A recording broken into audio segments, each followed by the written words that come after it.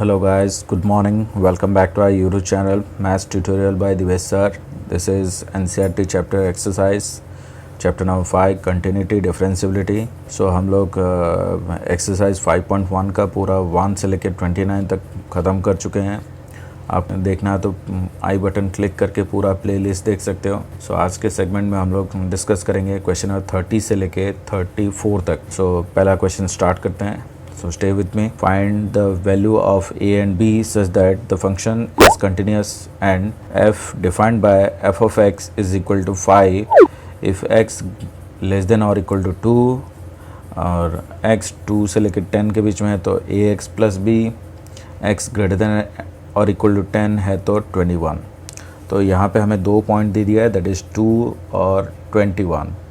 तो पहले बोल दिया है कि ये कंटिन्यूस है. तो कंटिन्यूस है तो f of 2 is equal to limit x tends to 2 fx होगा. तो हमने क्या किया, f ऑफ 2 दैट इज़ है हमारा 5 लिख दिया, limit x tends to 2 fx that is 2 + 2 minus. But नहीं, ये कंटिन्यूस है तो बेटर है कि 2 प्लस लो या फिर 2 माइनस लो.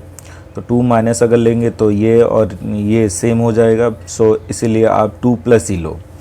तो 2 प्लस के लिए हम लोग क्या लिखते हैं, ax प्लस बी. तो x की जगह रिप्लेस कर लेते हैं, that is 2a plus b. तो एक इक्वेशन हमारा बन गया, that is 2a plus b is equal to 5. Similarly again हम लिख सकते हैं f is continuous at x is equal to 10. अगर x इज इक्वल टू 10 में वो कंटिन्यूस है तो फिर से दोबारा लिख सकते हैं f of 10 is equal to limit x tends to 10 fx. तो f ऑफ 10 की वैल्यू क्या है वो देख लेते हैं, is equal to 10 that is 21. तो 21 पुट करते हैं, लिमिट एक्सटेंस टू 10 fx. तो 10 प्लस 10 माइनस, 10 प्लस के लिए 21, 10 माइनस के लिए 10. तो आप ही बताओ 10 अभी हमें इन दोनों में से क्या लेना है. अगर यहाँ पे 21 है तो इसकी जगह अगर 10 प्लस लेता हूँ तो फिर से 21 आ जाता है, तो कोई मतलब नहीं रहता है. तो दोबारा हम ये लिख सकते हैं, दैट इज़ 10 माइनस का लिख सकते हैं, that is ax plus b. तो x की जगह रिप्लेस कर लेते हैं, that is 10a plus b is equal to 21. अब इसे एलिमिनेट कर लेते हैं, that is 2a plus b is equal to 5, 10a plus b is equal to 21. Eliminate minus minus minus कर देंगे तो b भी कैंसल आउट हो गया. तो 2a minus 10a that is minus 8a, 5 minus 21 that is minus 16, 8 2 16, minus minus cancel out. तो clear हुआ कि a इज इक्वल टू 2. अब कहीं पे भी यहाँ पे या फिर दूसरे इक्वेशन में कहीं पे भी पुट कर सकते हैं. सो पहले इक्वेशन में मैंने पुट कर दिया, दैट इज़ a अगर हमारा 2 है तो b हो जाएगा 5 माइनस 2a, 5 माइनस 2a. तो 2 into 2 that is 4, 5 minus 4 that is 1. तो हमें यहाँ पे दोनों अननोन वैल्यू मिल गए हैं. Next question number 31. Show that the function defined by fx is equal to cos x square is continuous function. यहाँ पे हम continuous function of composite function apply करेंगे. दैट इज़ अगर fx हमारा कंटिन्यूस है, gx भी अगर कंटिन्यूस है तो क्लियर है कि गॉफ भी कंटिन्यूस होगा. ये हम लोग प्रूफ कर चुके हैं. तो इस तरह से अगर रहा तो हमें बस बताना है कि क्या वो f ऑफ x और gx कंटिन्यूस है, और गॉफ दोनों का ढूंढेंगे. ढूंढने के बाद ऑब्वियस है कि वो कंटिन्यूस होगा. बस आपको यही करना है. तो f ऑफ x हमें ध्यान में रखना है कि कौन सा पहला रखना है, कौन सा बाद में रखना है. तो पहले अगर x square f of x को अगर x स्क्वायर लिखते हैं, g ऑफ x हो गया cos x. तो क्योंकि x स्क्वायर तो कंटिन्यूस है ही, हमें क्लियरली बहुत सारी चीज़ें याद रखना है. That is polynomial function continuous है. पॉलिनोमियल में हमारा आ जाता है लीनियर, क्वाड्रेटिक, क्यूबिक, ये सारे आ जाते हैं, बहुत सारे आएंगे. फिर हमारा लॉगरिथम फंक्शन, एक्सपोनेंशियल फंक्शन, और लॉगरिथम मतलब log x, ln x, ये सब. एक्सपोनेंशियल मतलब e to the power x, a to the power x, ये सारे. और sine function, cos function, tan function, ये सारे अपने अपने डोमेन में कंटिन्यूस है. तो बेसिकली देखेंगे तो ये सारी चीज़ हमें अच्छे से याद रखना है ना. अगर याद रख लेते हैं तो हमें बहुत बड़ा क्वेश्चन लंबा खींचना नहीं है. तुरंत ही हम बोल सकते हैं कि अगर fx हमारा x स्क्वायर रहा तो ये कंटिन्यूस तो है ही, gx हमारा cos x है वो भी हमारा कंटिन्यूस है. तो गॉफ हम लिख सकते हैं, गॉफ भी कंटिन्यूस होगा. तो गॉफ मतलब g of fx, g of fx हमने लिया x स्क्वायर, है ना. तो अब जी एक्स हो जाता है कॉस एक्स, तो जी एक्स स्क्वायर हो जाएगा कॉस एक्स स्क्वायर। तो गॉफ हमारा मिल गया कॉस एक्स स्क्वायर, इसका मतलब वो कंटिन्यूस हुआ। तो इस केस में हमें ध्यान रखना है कि कौन सा फंक्शन एफ एक्स लेना है, कौन सा फंक्शन जी एक्स लेना है। तो पहला फंक्शन क्या लेना है वो देखना है, दूसरा फंक्शन क्या लेना है वो भी आपको डिसाइड करना है। लेकिन थोड़ा ट्रिक अप्लाई करो, बहुत सारा क्वेश्चन करो तो अपने आप आ जाएगा। सो जो सेकंड में फंक्शन होता है वो आपको सेकंड में लेना ज़रूरी है। जैसे कि एक्स स्क्वायर है, अब कॉस एक्स लेता हूँ तो इसको रिप्लेस करेंगे तो एक्स स्क्वायर, तो यहाँ पे एक्स स्क्वायर आएगा। तो इस तरह से सोचना है, जैसे कि ये क्वेश्चन है, so that the function defined by f x is equal to mod of cos x. तो आप ये यहाँ पे ही बता लो, तो सेकंड फंक्शन क्या हो सकता है, पहला फंक्शन कॉस एक्स होगा, सेकंड फंक्शन मॉड एक्स हो जाएगा, है ना, तब जाके ये क्या हो जाएगा कंटिन्यूस होगा। तो दोबारा फिर से लिखते हैं, एफ एंड एक्स अगर कंटिन्यूस है तो गॉफ भी कंटिन्यूस होगा। तो एफ एक्स हमें क्या लेना है, कॉस एक्स, क्लियर है कि वो कंटिन्यूस है, बार बार प्रूव करने की ज़रूरत नहीं है। जी ऑफ एक्स क्या लेना है, मॉड एक्स, वो भी कंटिन्यूस है, तो गॉफ हो जाएगा हमारा g of f x, that is g f x हमारा कॉस एक्स है। तो यहाँ पे जी ऑफ एक्स अगर मॉड एक्स आता है और यहाँ पे एक्स के बदले हमने कॉस एक्स लिखा है, तो यहाँ पे आ जाएगा mod cos x is also continuous. Next question जाते हैं, explain sine mod x is continuous.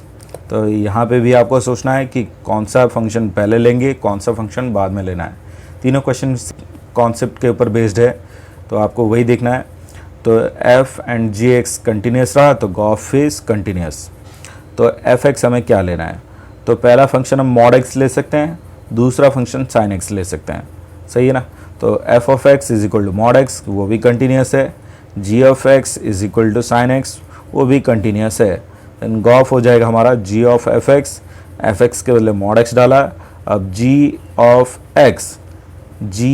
X हो जाता है sine x, g of mod x हो जाएगा साइन मॉड एक्स। तो सिंपल हो गया, ये भी continuous. Last question, find all the point of discontinuous if f is defined by f of x is equal to mod x minus x plus one. तो यहाँ पे देखो हमने पहले भी कर लिए हैं एल्जेब्रा ऑफ कंटिन्यूस फंक्शन। तो अगर एफ एक्स हमारा एक कंटिन्यूस फंक्शन है, जी एक्स भी हमारा कंटिन्यूस फंक्शन है, तो हमने चार चीज़ बता दिया था, दैट इज़ दोनों का सम भी कंटिन्यूस होगा, that is f plus g of x continuous होगा, दोनों का सब्ट्रैक्शन भी कंटिन्यूस होगा, दोनों का मल्टीप्लिकेशन भी कंटिन्यूस होगा, दोनों का डिवीजन भी कंटिन्यूस होगा, provided denominator not equal to 0 होना चाहिए, सही है। तो यहाँ पे सब्ट्रैक्शन है तो वही कॉन्सेप्ट को यूज़ करेंगे। तो यहाँ पे दो फंक्शन है, एक ये हो गया जी एक्स, ये हो गया एच एक्स, है ना। तो जी एक्स को हमने लिख दिया मॉड एक्स, क्लियर है कि वो कंटिन्यूस है, इसे प्रूव करने की ज़रूरत नहीं है। ये हो गया H x, that is H x हो गया mod of x plus one. H x को हम लिख सकते हैं, एक हो गया नेगेटिव वाला, दैट इज़ ये पूरा लेस देन ज़ीरो, तो इसे हटाएंगे तो हमें मिल जाएगा x less than minus one. और एक लेंगे positive, that is x greater than क्या हो जाएगा माइनस, सही है। तो यहाँ पे तीन केस आ जाते हैं, इसको पहले प्रूव कर लेते हैं ये कंटिन्यूस है ये नहीं। तीन केस क्या क्या, एक हो गया सी लेस देन माइनस वन, ये हो गया माइनस वन, है ना। तो तीन पॉइंट आ जाते हैं, एक तो ये वाला, एक माइनस वन और एक आगे वाला। तो पहले हम लेते हैं सी लेस देन माइनस वन। तो लेस देन माइनस वन, तो यहाँ पे कहीं पे सी लिखा है तो आगे वाला सी प्लस, पीछे वाला सी माइनस, पूरे के लिए फंक्शन है माइनस एक्स माइनस वन। तो एफ ऑफ एक्स हो गया माइनस एक्स माइनस वन, तो एफ ऑफ सी हो जाएगा minus c minus one. Limit x tends to c, f x हमारा हो जाएगा limit x tends to c, f x की जगह माइनस एक्स माइनस वन, तो पुट करेंगे तो माइनस सी माइनस वन हो जाएगा। तो क्लियर है कि f of c is equal to limit x tends to c f x. तो ये कंटिन्यूस हो गया for c less than minus one के लिए। अब c is equal to minus one के लिए देखते हैं, ये हो गया माइनस वन, आगे वाला माइनस वन प्लस, आगे पीछे वाला माइनस वन प्लस के लिए फंक्शन है हमारा x plus one, minus one minus के लिए फंक्शन है हमारा माइनस एक्स माइनस वन, और माइनस वन के लिए क्या फंक्शन है वो देख लेते हैं। Minus one that is equal to, तो फंक्शन हमारा एक्स प्लस वन। तो f of x is equal to x plus one हुआ, एक्स की जगह हम लोग माइनस वन पुट करेंगे, तो minus one plus one that is zero. अब दोनों लिमिट में दिखाएंगे, that is limit x tends to -1 fx is equal to limit x tends to -1 fx की जगह -x -1। अब माइनस को माइनस रखा, x की जगह -1 डालना है और -1, तो ये तो +1 और ये -1, दैट इज़ 0 हो गया। Similarly limit x tends to 1 plus fx भी करेंगे, 1 प्लस के लिए x + 1 है तो पुट करेंगे तो x की जगह -1 और ये +1, दैट इज़ 0। तो क्लियर रहा कि f(-1) is equal to limit x tends to 1 fx हो गया, तो ये भी continuous at x is equal to -1 होता है। नेक्स्ट है case 3, that is c greater than -1। तो ये रहा -1, उसके आगे कहीं पे c और उसके आगे वाला c प्लस, पीछे वाला c-, दोनों के लिए फंक्शन x + 1। तो क्लियरली f ऑफ c हो जाए हमारा c + 1 और limit x tends to c f of x, limit x tends to c f of x की जगह x + 1, तो क्लियर हो गया c + 1। तो क्लियर हुआ कि f ऑफ c जितना limit x tends to c fx भी उतना, तो यहाँ पे भी ये कंटिन्यूस हो गया। तो सब में ये कंटिन्यूस बता रहा है, तो यहाँ पे नो पॉइंट ऑफ डिसकंटिन्यूटी है। तो यहाँ पे पूछा था कि कौन से पॉइंट में डिसकंटिन्यूस होगा, तो यहाँ पे कोई डिसकंटिन्यूटी पॉइंट है ही नहीं। तो क्लियर रहा कि ये हो गया gx, इसको मैंने fx पकड़ के कर लिया, लेकिन एक्चुअल में ये था hx, तो इन दोनों को सब्ट्रैक्ट करेंगे तो भी हमारा आंसर है ये बन जाएगा। सही, तो दोनों के दोनों कंटिन्यूस फंक्शन है, तो पॉइंट ऑफ डिसकंटिन्यूटी की बात ही है ही नहीं। तो यहाँ तक हमारा एक्सरसाइज 5.1 का पूरा ख़त्म हुआ। आपको अगर डाउट होगा तो मेरे व्हाट्सअप नंबर दैट इज़ 99510509053 में मैसेज कर सकते हो, और या फिर कमेंट बॉक्स में कमेंट करके बता सकते हो। सो आज के लिए इतना ही। Thanks for joining our class. Do like, share and subscribe my channel and don't forget to hit the bell icon to have notification for my new videos. Thank you.